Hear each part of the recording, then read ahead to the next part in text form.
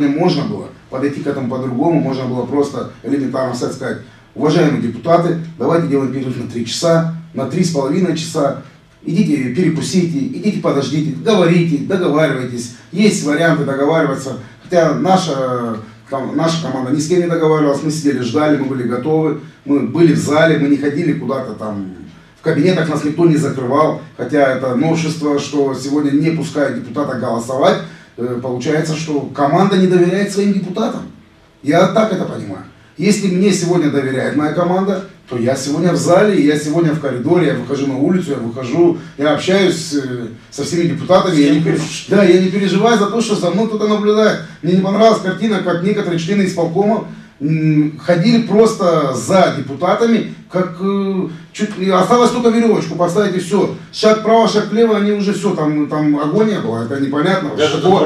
Такого не было никогда. Я вам скажу честно, я ожидал, что 5-й созыв будет немножко другой.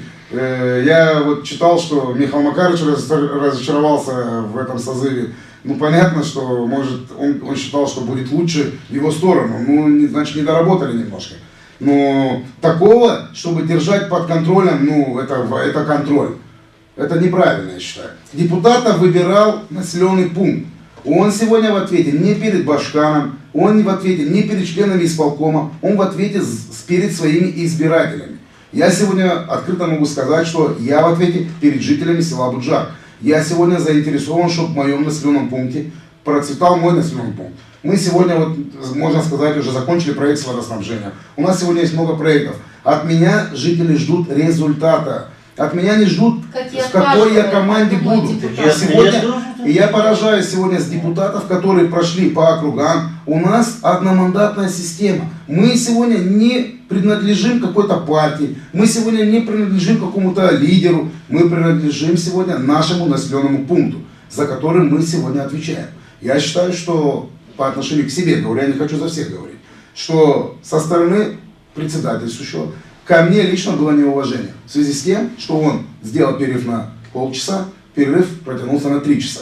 Я считаю, что это было неуважение лично ко мне. Как мои коллеги это оценивают, это их право. Ну, я не хочу сегодня обвинять, я просто говорю как бы свою точку зрения. И то, что сегодня закрывали депутатов и не давали им права сегодня выйти в фойе проголосовать, это я опять же считаю, что было недоверие к своим же депутатам. Это только так я могу это расшифровать. Относительно урны, что сегодня я вот слышу со стороны, что вот в прошлый раз было по-другому. В прошлый раз было точно так же. Мы точно так же зашли в этот же кабинет, точно так же урна стояла в этом же кабинете, но бюллетени у нас в кабинете не пропадали. Потом, по каким-то причинам, это потом. Но в урне, с урны, сегодня я вижу факт, что с урны пропал бюллетень. Я считаю, что бюллетень был победный. Развивается Гагаузия. Да, у нас сегодня можно сказать действительно, что... Нет, я хочу добавить здесь один маленький, но я думаю, что очень существенный момент. Очень тонкую игру проводил, если вы были, снимали это, ваша тоже студия снимала. Башкан проводил очень тонкую игру. Во-первых, Башкан был ошарашен, что Константинов наберет 16 голосов, когда набрал, а его протеже, два протеже его, Лейчу и Гагаус, наберут 8,9. Он ожидал, что кто-то из его протеже, а они оба его протеже, я могу точно сказать, что это игра, что Лейчу и Башкан на ножах, это очень большая игра, это пыль пускается, пузыри пускают зря. И он был ошарашен, он побелел. Они ожидали, что он наберет 13-15 голосов, так кто-то из них наберет. И когда это было, поэтому и вот такая пошла игра. Но я попросил бы обратить внимание.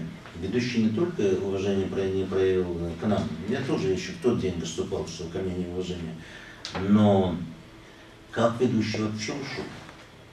А это было спланировано, и Башканом, они сидели рядом с Башканом, переговаривались. Смотрите, что он сделал. Все, я ухожу. Ну кто? Все, я уже закрываю. Подождите. Сессии он не может закрыть. Только депутаты могут закрыть. Следующее заседание он не объявляет, то есть оставляет это право за Башканом. А у Башкана нет уже, по закону нет такого права. Больше Башкан не может созывать. Он же созвал, все, роль Башкана среди депутатов на учредительном заседании исчерпана. Башкан уже не... Он практически попытались вернуть опять первоначальное положение. Так и Башкан предлагал новые выдвижения, опять выкручивание, я уже говорил, что будут выкручивания рук и так далее, давление, и опять будут выдвигать, опять Гагауза, опять Лейча будут выдвигать, и будут стараться, чтобы у них кто-то из них набрал 15 голосов, чтобы можно было... То есть новое выдвижение можно тех же кандидатов? Можно тех же кандидатов выдвигать, они и планировали это, что будут выдвигать, потому что они были ошарашены, что здесь так. Я очень внимательно следил за лицами. Во-первых, Башкан побелел, он белее извести стал, когда это, вот можете с ними посмотреть видео, когда огласили результаты. Никто не ожидал такого результата, и поэтому так получилось. Но попытка, я считаю, что это незаконная, неправомерная попытка вернуть ситуацию обратно в первоначальное положение, да, когда право Башкану будут даваться, что он созвал сессию, это незаконно, неправомерно, это выходит за рамки правового поля. И поэтому я считаю, что наши депутаты, 17 депутатов, которые остались, и это не депутаты какой-то фракции, это депутаты, в том числе и от партии коммунистов были, независимые депутаты были. И они подписались за инициативой, что продолжаем 5 числа, правильно, что 5 числа мы хотели продолжать, но Башкан хотели раньше продолжить, но Башкан посмотрели, что Башкан уезжает, не будет Башкана. Конгресс Гагаузии, мы посчитали, что нельзя обострять ситуацию, надо провести на должном уровне Конгресс, дать, чтобы не показать, что мы какие-то, показать, что мы нормальные люди. И поэтому я считаю, что наши коллеги, я в том числе, мы очень нормально поступили, когда написали инициативу и оповестили всех, что да, продолжается, мы не дали вернуться ситуацию в обратный план, остановили на это и дальше продолжаем. Так и должно быть. Башкан уже не вправе командовать депутатами. Я вообще вам скажу, что 4-й созыв создал уникальную ситуацию для Башкана, когда Башкан сидит рядом с ведущим или с председателем или с первым заместителем и практически как будто руководит народным собранием. Это нонсенс. Башкан не имеет права сидеть рядом с председателем, председательствующим. Он может сидеть вот где трибуна, там чуть-чуть впереди. Обычно руководитель государства, а Башкан это руководитель автономии, он сидит чуть-чуть впереди один. Он не может сидеть рядом здесь и командовать. И только лишь Башкан. А у нас прецедент 4-й создал, почему-то Янеугла появлялся, а он всего-навсего, кто он такой? Он всего-навсего первый заместитель не Башкана, а председателя исполкома. По закону, посмотрите. И если каждый член исполкома будет командовать депутатами, подождите, мы депутатов, мы членов исполкома нанимаем на работу, мы им даем работу, и наши работники будут с нами сидеть вместе. Это ненормально. Александр Петрович, как вы почувствовали себя на первом учредительном собрании со стороны ведущего, какое-то неуважение, вот как остальные ваши коллеги говорят? Было нечто такое? Значит, я сперва не успел ответить на ваш предыдущий вопрос. Было ли неожиданностью то, что 3 кандидата будет баллотироваться? Значит, лично для меня не было неожиданностью, потому что в прессе уже муссировалось, что будут 3 кандидата. Да и фактически сложилась такая ситуация, что у нас 3 силы в Гагаузии как бы доминируют. Да? Это партия коммунистов исторически, Серп и Молот, и прошлое, и настоящее есть сила у этой партии. Она всегда на парламентских выборах показывала хороший результат. Единая Гагаузия под руководством Башкана, ну это и административный ресурс, и он уже 2-й срок Башкан, то есть эта партия имеет, не партия, а общественное движение имеет влияние, и, конечно, новая Гагаузия, которую руководит Николай Иванович. Для меня что было неожиданностью, что в первом туре кандидат от новой Гагаузии Константин Георгиевич наберет 16 голосов. Я все-таки думал, что в первом туре он наберет большинство и станет председателем Народного собрания с первого тура. Для меня это было неожиданностью. Что касается вашего вопроса, как я себя чувствовал, честно говоря, вообще неуютно. Я 12 лет работаю в органах исполнительной власти, и я привык, что мы за рабочий день какую-то работу проводим. Кто-то больше, кто-то меньше, кто-то лучше, кто-то хуже, но что-то мы делаем. А здесь мы с утра до вечера просидели, фактически ничего не сделали, сидели у телекамер на весь мир, как бы, мне кажется, не с самой лучшей стороны выглядели. И фактически никакой пользы мы своему обществу и тем более своим избирателям не принесли.